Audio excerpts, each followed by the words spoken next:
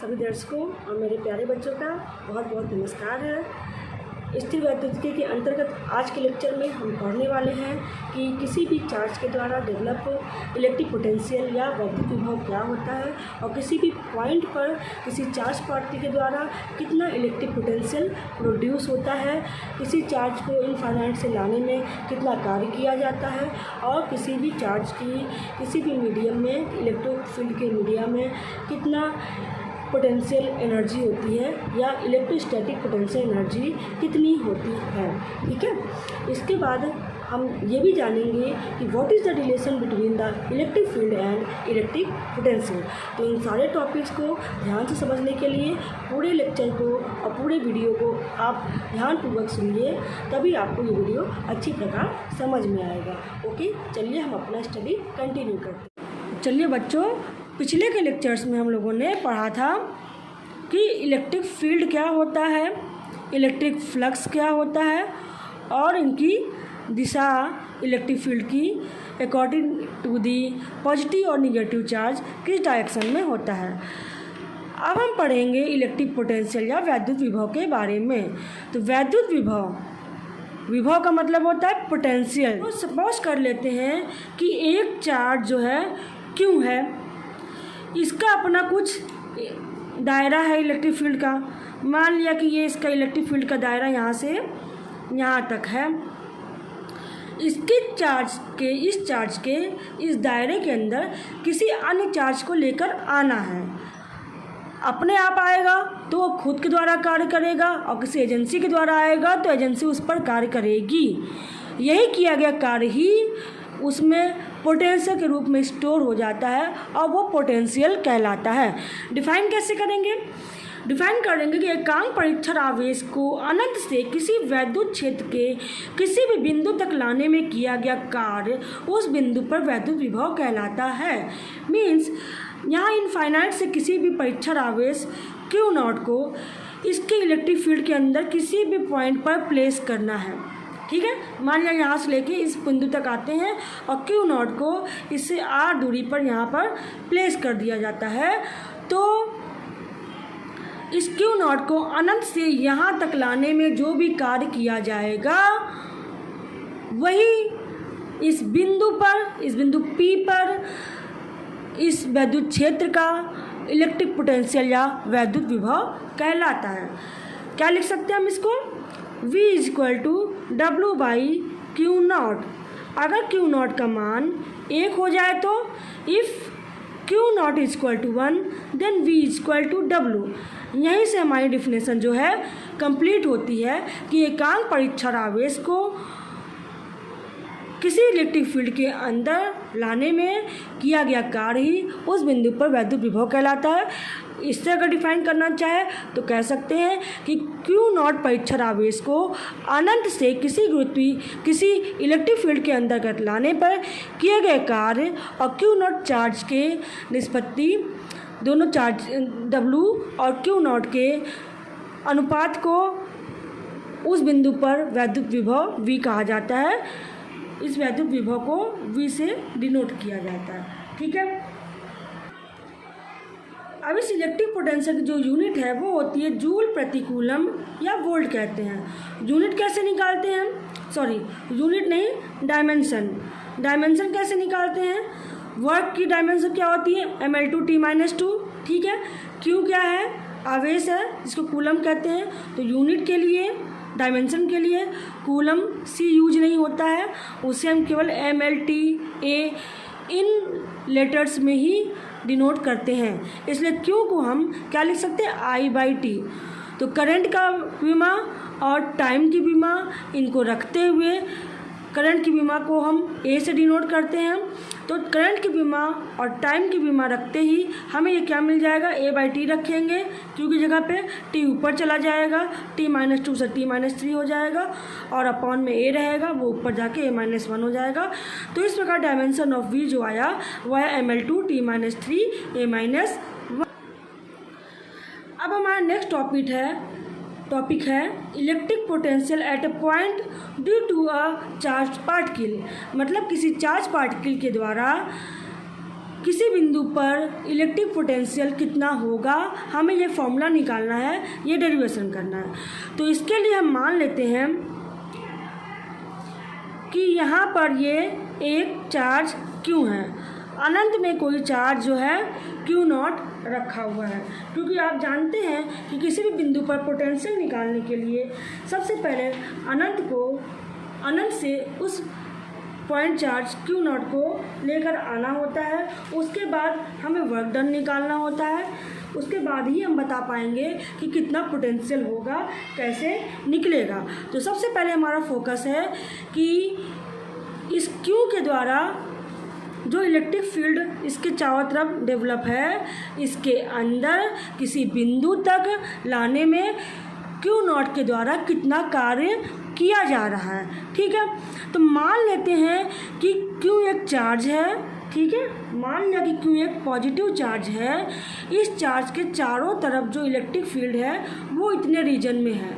ठीक है, अनंत से Q0 को इसके इलेक्ट्रिक फील्ड के अंदर लेकर आना है।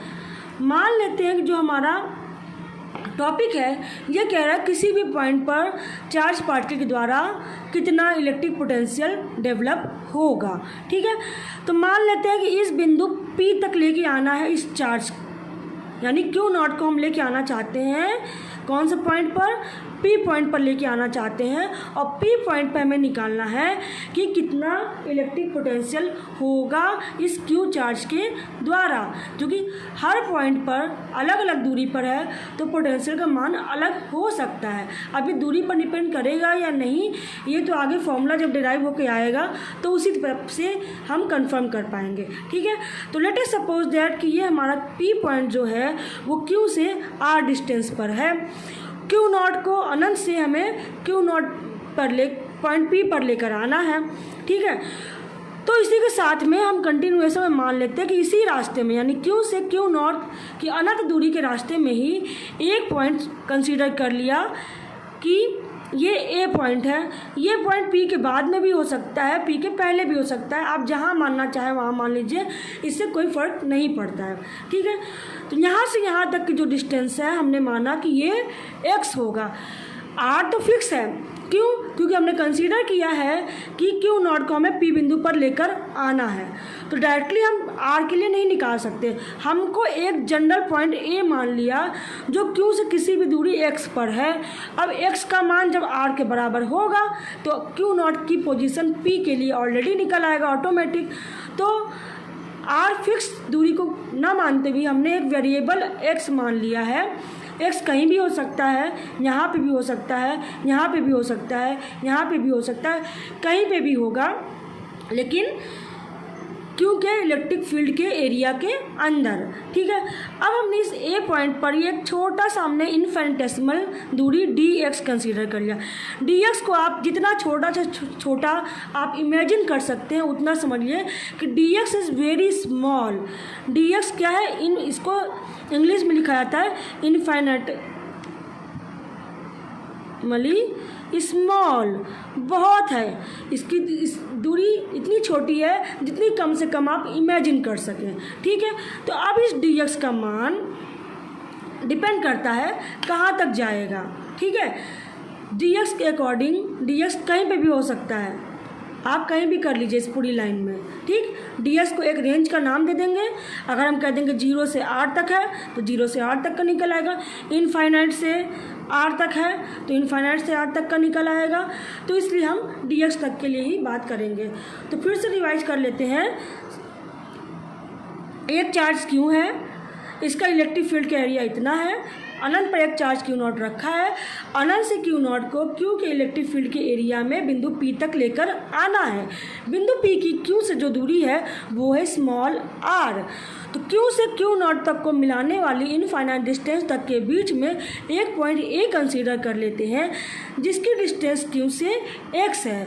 Q पर ही हम एक बहुत ही स्मॉल डिस्टेंस dx कंसीडर करते हैं, जितना स्मॉल आप उसको समझ सकिए। ठीक है, तो अब कूलम्स लॉ से हमें ये पता है कि जो अगर जिस समय चार्ज A पर है, ठीक है, when Q0 is at A, when Q0 is at A, ठीक है।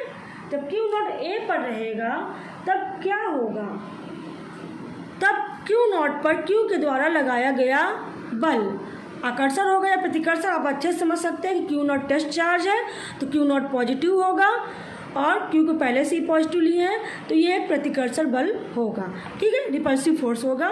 फोर्स को लिख लेते हैं, F इक्वल टू आएगा 1/4 pi epsilon not Q naught upon, यहाँ से यहाँ तक की दूरी है x, तो Q naught upon x square, okay. तो ये हो गया आपका इक्वेशन नंबर 1। अब क्या करेंगे, अब हमारा जो मेन काम है वो काम है कि यहाँ से यहाँ तक लाने में कितना काम किया जाता है। तो यहाँ से यहाँ तक लाने में कितना काम किया जाता है ये तो पता नहीं कि इनफाइनाइट कहाँ पर है, कैसे हम वो डिस्टेंस मेजर करेंगे। सबसे पहले तो हम पहले मान लेते हैं कि dx दूरी विस्थापित करने में कितना काम लग रहा है। तो वर्क डन की डेफिनेशन क्या होती है, we know that work done is, क्या होता है कि किसी भी बॉडी को स्मॉल डिस्टेंस या एस दूरी विस्थापित करने में जितना बल लगाया जाता है या एकांक दूरी विस्थापित करने में जितना बल लगाया जाता है उसे वो उस वस्तु पे किए गए कार्य के बराबर होता है, ठीक है। तो W बराबर F इंटू एस होता है, लेकिन वो दूरी कुछ मेजरेबल होती है इसलिए एस कहते हैं। यहाँ पे हमारा dx बहुत ही स्मॉल है तो हम उसको क्या लिखेंगे dx, और dx can vary from 0 to infinite, okay. तो यहाँ से हम dx लिख दिए, f डॉट dx वर्क हमारा स्केलर क्वांटिटी होगा, f जो है हमारा वेक्टर क्वांटिटी होगा, dx इज द डिस्प्लेसमेंट, ये भी वेक्टर होगा। इसको जब हम एक्सपेंड करेंगे तो हो जाएगा f dx cos थीटा, यानी f और dx के बीच बनने वाला एंगल। तो आप देखिए f की दिशा भी इधर ही है, दोनों के बीच में लगने वाला बल क्या है, प्रतिकर्षण है ना, प्रतिकर्षण। तो क्यू नॉट क्यू पर जो बल लगाएगा उसका डायरेक्शन क्या है, इधर की तरफ होगा, और क्यू नॉट पर जो बल लगाएगा उसका डायरेक्शन इधर की तरफ होगा। तो ये बल जो है राइट डायरेक्शन में होगा, ठीक है।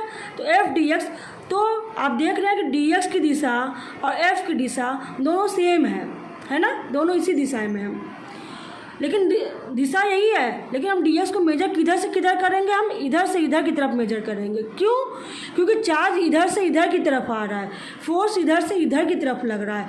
तो इसका मतलब डी एक्स इधर से इधर और फोर्स इधर से इधर, इसका मतलब दोनों के बीच का जो एंगल है वो है 180 डिग्री, ना कि 0। ये बहुत ही इंपॉर्टेंट बात ध्यान देने की है। आप ये मत समझ लीजिए कि डी एक्स भी इधर ही है, एफ भी इधर भी है। डी एक्स जो है क्यू नॉट इधर से इधर आ रहा है और एफ जो है इधर से इधर लग रहा है, इससे दोनों के बीच का एंगल जो है वो 180 होगा, ठीक। तो यहाँ से रखा 180, ये कितना आएगा, cos 180 is -1, therefore this is -f dx, okay. तो यहाँ से निकल आया W। अब यहाँ पे हम W को W ना कह के हम लिख देते हैं dW। क्यों, W तो पूरा यहाँ से यहाँ तक लाने में जो कार्य होगा हम उसको मानेंगे, लेकिन dx दूरी में जितना कार्य हो रहा है उसे हम dW मानते हैं कि थोड़ी सी दूरी है थोड़ा सा काम, तो dW इसको कंसीडर कर लिया। इधर डेरिवेटिव है तो इधर भी। अब यहाँ पे ध्यान देने की बात ये है जो कि बहुत इंपॉर्टेंट है, आप ध्यान से समझिए। x यानी dx को क्या करना है हमें, यहाँ पे पहले हम दोनों पक्षों को इंटीग्रेट कर देते हैं। जब दोनों पक्षों को इंटीग्रेट करके सॉल्व कैसे होगा, जब डेरिवेटिव लगा हुआ है, इंटीग्रेशन और डिफरेंशिएशन में आपने पढ़ा होगा कि अगर हम इंटीग्रेट करते हैं dx के रिस्पेक्ट में तो हमें लिमिट्स की ज़रूरत होती है, इफ़ आई नो। तो आपको पता है कि ये जो आ रहा है ये कहाँ से आ रहा है, इनफाइनाइट से। इनिशियल पोजीशन है इनफाइनाइट, आते आते कहाँ आया है, यानी यहाँ से यहाँ तक की दूरी है इनफाइनाइट, यहाँ से यहाँ तक की दूरी है r। तो इनफाइनाइट से r डिस्टेंस तक आना है, तो यानी dx की initial limit infinite, final limit है r, ओके। इसी के क्रम में आप इधर समझिए, तो जब चार्ज क्यू नॉट पे था तो किया गया कार्य कुछ भी नहीं था, 0 था, तो कार्य की लिमिट 0। और जब क्यू नॉट को यहाँ से यहाँ तक ले आया जाता है पिन पर तक, तो किया गया कार्य कितना हो जाता है, W हो जाता है। तो फाइनल लिमिट W यहाँ पे हमने रख दी, ओके। फिर समझ लीजिए कि जब चार्ज यहाँ पर था तो कोई भी कार्य नहीं किया गया था, इसलिए कार्य की लिमिट 0, इनिशियल लिमिट, प्रारंभिक लिमिट, और जब इसको लेकर यहाँ से P तक आया जाता है तो इसकी लिमिट W रखी जाएगी। क्यों? क्योंकि यहाँ से लेकर यहाँ तक आने में जो किया गया कार्य है वो W है। ठीक, तो इस प्रकार हमारे पास इक्वेशन आ गया dW, इसकी लिमिट है 0 to W equal to minus पहले से है f dx का लिमिट इनफाइनाइट से शुरू हुआ है, R तक आया है। ये इक्वेशन कहाँ से आया था? हमारे पास है work done equal to force into force dot displacement होता है। दोनों के बीच का एंगल 180 है, इसलिए एफ डी एक्स कॉस 180 हो गया। अब सारा कॉन्सेप्ट यहीं तक है। इसके बाद सिंपल मैथमेटिक्स है, हम मैथमेटिक्स अप्लाई करेंगे और फॉर्मूला निकालेंगे। माइनस पड़ा रहेगा एफ डी एक्स, एफ की वैल्यू इक्वेशन नंबर 1 से यहाँ पुट करेंगे। 1/4πε0 कांस्टेंट है, इसको हम बाहर ले लेते हैं इंटीग्रेशन के। साथ ही यहाँ पे डी क्यू टाइप का कोई भी टर्म नहीं है, यानी क्यू के रेस्पेक्ट में कोई इंटीग्रेटिव पार्ट नहीं है यहाँ पे डेरिवेटिव, तो क्यू और क्यू नॉट भी कांस्टेंट होंगे, इनको हम बाहर ले लेंगे। लिमिट इन्फिनिटी टू आर, बचेगा क्या अंदर? एफ का मान रखने पे केवल और केवल 1/x² बचेगा d x. Okay, minus 1/4πε0 q naught 1/x² का क्या हो जाएगा? अगर आप जानते हैं तो ठीक है, अदरवाइज ये ऊपर गया x-2 हो गया dx। एक फॉर्मूला होता है integration of x⁴n into D X equal to x⁴n+1/n+1, ये होता है। इसी फॉर्मूले को यूज करेंगे यहाँ पर, तो क्या आएगा? Minus 1/4πε0 q naught integration of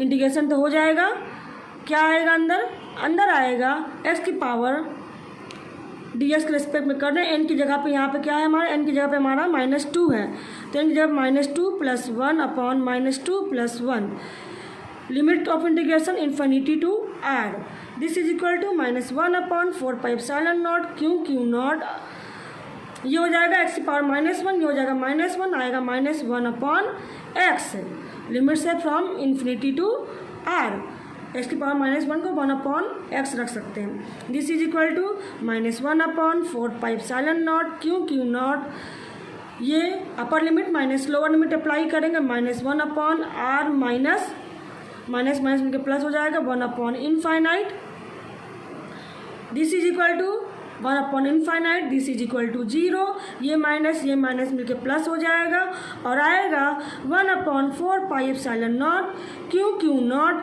upon r, this is, और यहाँ पे इसको इस तरफ इंटीग्रेट करेंगे तो dw का इंटीग्रेशन हो जाएगा w। क्यों?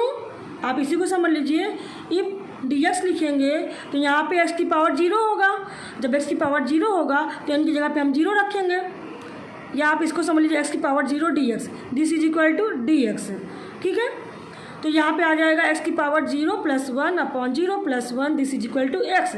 सिमिलरली अगर dw लिखा है, dx का इंटीग्रेशन x आएगा तो dw का इंटीग्रेशन w आएगा, और इसके पे हम लिमिट से अप्लाई करेंगे 0 to w, तो w - 0 लिखेंगे तो यहाँ पे आएगा w, तो finally this comes out w is equal to 1/4πε0 q naught upon r। Okay, तो ये हमारा क्या निकला है? W का इक्वेशन। ठीक, अब अभी हमें पोटेंशियल का इक्वेशन निकालना बाकी है। तो पोटेंशियल के लिए हमारा क्या फॉर्मूला होता था कि potential is equal to V equal to W/Q0। इस इक्वेशन से यहाँ W का मान रखेंगे तो Q नॉट कैंसिल हो जाएगा। फाइनली हमारा पोटेंशियल का इक्वेशन आ जाएगा और ये आएगा V equal to 1/4πε0 Q/r। This is the equation for the potential at any point due to any charged particle। This is equation number, हमारे पास इक्वेशन नंबर 1 था, suppose this is equation number 2 and this is equation number 3। Okay,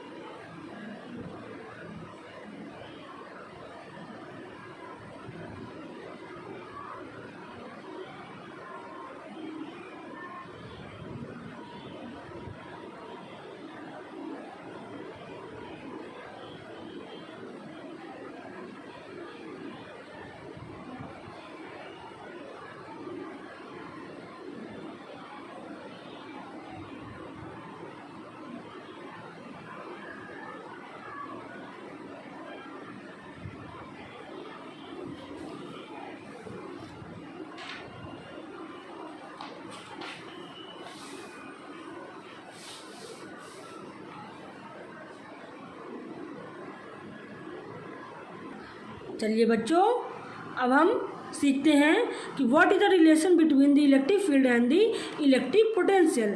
तो अगर scalar form में हम देखना चाहें तो हमें पता है कि इलेक्ट्रिक फील्ड का क्या इक्वेशन होता है। अगर एक चार्ज क्यू हो, दूसरा क्यू नॉट हो, इनके बीच की दूरी r हो, तो E equal to 1/4πε0 q naught upon r square, where as V equal to 1/4πε0 q upon r। दोनों इक्वेशंस को जब हम डिवाइड करेंगे तो हमारे पास क्या आएगा, या आप इसको अलग कर लीजिए। तो यहाँ से आया E is equal to 1/4πε0 q naught upon r को आप लिख सकते हैं V। बचा क्या, 1/r, वो आ गया इतना। तो इसलिए E equal to V upon R हमारा रिलेशन हो गया between electric field and electric potential. अब हम क्या बात करेंगे, अब हम वेक्टर फॉर्म की बात करेंगे कि अगर हम वेक्टर फॉर्म कंसीडर करें तो उस केस में E और V के बीच का क्या रिलेशन होगा। तो इसके लिए आप समझ लीजिए कि अगर ये हमारा Q एक चार्ज है, इसका इलेक्ट्रिक फील्ड का कुछ डायरेक्शन है, अनंत से किसी बिंदु P तक क्यू नॉट को लेकर आना है। मान लिया कि एक बिंदु A है, इस बिंदु पर चार्ज क्यू नॉट हमारा प्रेजेंट है, ठीक है। तो Q के द्वारा क्यू नॉट पर जो फोर्स लगेगा वो फोर्स कितना होगा, F होगा, ठीक। इसका चार्ज क्यू नॉट, तो इलेक्ट्रिक फील्ड के क्या होता है, इलेक्ट्रिक फील्ड के बारे में बता चुके हैं। E इक्वल टू क्या होता है, F अपॉन क्यू नॉट, ये होगा। तो F बराबर क्या हो जाएगा, E क्यू नॉट। तो F को हम लिख सकते हैं electric field E into Q not. तो इस प्रकार से क्यू नॉट पर क्यू के द्वारा लगने वाला रिपल्सिव फोर्स जो होगा वो इतना होगा, और इसकी दिशा भी बाहर की तरफ ही होगी। अब मान लेते हैं कि बिंदु P से इसकी जो दूरी है ये बहुत ही स्मॉल दूरी है, let us suppose that dr है, ठीक। यहाँ से इसकी दूरी dr है। तो अब इलेक्ट्रिक फील्ड का डायरेक्शन भी इधर ही होगा। अब क्या करते हैं, सपोज करते हैं कि इस टेस्ट चार्ज Q0 को इलेक्ट्रिक फील्ड की दिशा इधर है, इसके अगेंस्ट हम इसको इधर लेके आते हैं, यानी dr दूरी इधर से इधर शिफ्ट करते हैं, ठीक है। Let us suppose that Q naught is displaced dr distance opposite to the direction of electric field E। Electric field E की अपोजिट दिशा में Q नॉट को dr दूरी तक विस्थापित किया जाता है। तो यहाँ से यहाँ तक विस्थापित करने में जो किया गया कार्य होगा वो कितना होगा, F डॉट dr, जैसा कि पहले हमने पोटेंशियल के टाइम पे किया था। तो F का मान क्या है हमारे पास, E क्यू नॉट है, इसको रख देंगे। E क्यू नॉट तो स्केलर, इसको बाहर ले लिया, क्यू नॉट E हो गया डॉट dr। अब इलेक्ट्रिक फील्ड और dr क्या हुआ, dr इधर है, इलेक्ट्रिक फील्ड इधर है, दोनों के बीच का एंगल फिर से 180 होगा। तो ये आएगा minus Q not E dr, क्यों, E dr कॉस 180 रखेंगे, कॉस 180 का -1, इसलिए ये इतना आ गया। और dw क्या होगा, यहाँ पे कोई काम नहीं हुआ था, यहाँ से यहाँ तक लाने में w काम हो रहा है, इसको इंटीग्रेट करेंगे, और इसको इंटीग्रेट करने के बाद जब करेंगे w आएगा। लेकिन अभी हमें इंटीग्रेशन करने की ज़रूरत नहीं है, अभी हम इसको एज सच, इस पर वेक्टर नहीं होगा, dw ही लिख रहे हैं, ओके। तो हमें चूँकि पोटेंशियल निकालना है, पोटेंशियल निकालने के लिए हमें वर्क डन होना चाहिए ना। तो पोटेंशियल निकाल, इसको हम रीअरेंज करते हैं तो क्या आएगा, E इक्वल टू आएगा -1/Q0, ठीक है, -1/Q0 dw, और dr नीचे हो जाएगा, ठीक है। E को यहाँ रखते हैं, बाकी सबको इधर डिनोमिनेटर में ले आते हैं। तो E equal to -1/Q0 dw/dr। तो यहाँ से फिर आप देखिए क्या आ रहा है, dw/dr क्या हो गया, हमें पता है कि V इक्वल टू होता है w/q, सॉरी dw/dr नहीं, dw/ इसको रिअरेंज करते फिर से, -1/dr dw/q0, ठीक। तो w/q क्या होता है, ये पोटेंशियल होता है। तो dw/q0 की बात अगर हम करते हैं तो आप देखिए यहाँ से यहाँ तक जो वर्क डन है वो dw है, यहाँ से यहाँ तक दूरी d है, यानी dr दूरी तय करने में किया गया कार्य जो है वो dw है, पहले बता चुके हैं। तो dw is the work done in distance dr, okay. तो एक तरह से क्या होगा, ये चलिए इसको मालूम करते हैं। पहले आप ये समझिए D W upon Q not क्या हो जाएगा, जब डब्ल्यू क्यू तो कांस्टेंट है, अगर ये डी लिखेंगे तो इसको भी डी लिखेंगे, ठीक है। तो डी वी इक्वल टू हो जाएगा डी डब्ल्यू अपॉन क्यू। तो यहाँ पे क्यू नॉट और D W upon Q not को हम लिख सकते हैं डी वी अपॉन, ये हो जाएगा डी वी, इसको लिख लेंगे डी वी। तो यहाँ से आया माइनस डी वी और डी आर बचा है तो ये हो गया डी आर, ठीक है। तो इस तरीके से ये इलेक्ट्रिक फील्ड ई था हमारा, ई इक्वल टू आ गया minus D V upon D R, okay. E equal to minus D V upon D R. तो यहाँ से क्या समझ में आ रहा है, D R is the range distance range, D V is the voltage range. इसका मतलब क्या है कि यहाँ से यहाँ तक में कितना पोटेंशियल ड्रॉप है या कितना पोटेंशियल ग्रेडियंट है। जैसे आपने वेग प्रवणता पढ़ी थी कि दूरी के साथ वेग का मान अगर घट रहा है बढ़ रहा है तो उसे वेग प्रवणता कहते हैं। हीट के चैप्टर में आपने पढ़ा था कि टेम्परेचर ग्रेडियंट था। जैसे जैसे आप कंडक्टर के केस में, थर्मल कंडक्टिविटी के केस में एक प्लेट से दूसरी प्लेट की तरफ आगे बढ़ते हैं तो थीटा का मान चेंज होता है, टेम्परेचर का मान, तो टेम्परेचर ग्रेडियंट हो जाता है।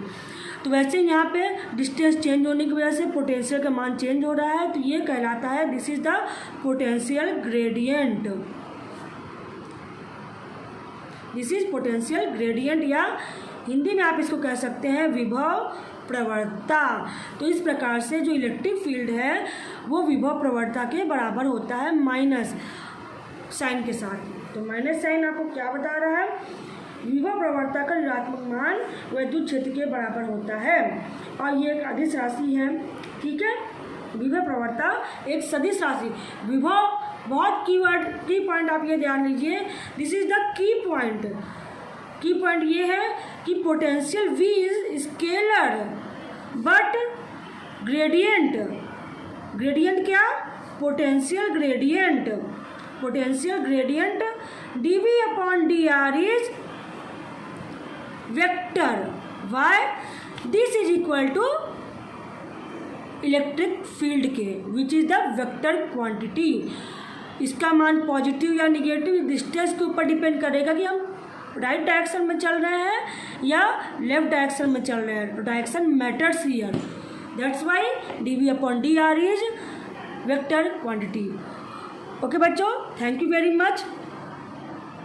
आज का लेक्चर ख़त्म करते हैं। शायद आप हो सकता है बोर भी हो गए हों क्योंकि बहुत लंबा लेक्चर है, आधे घंटे का हो गया है।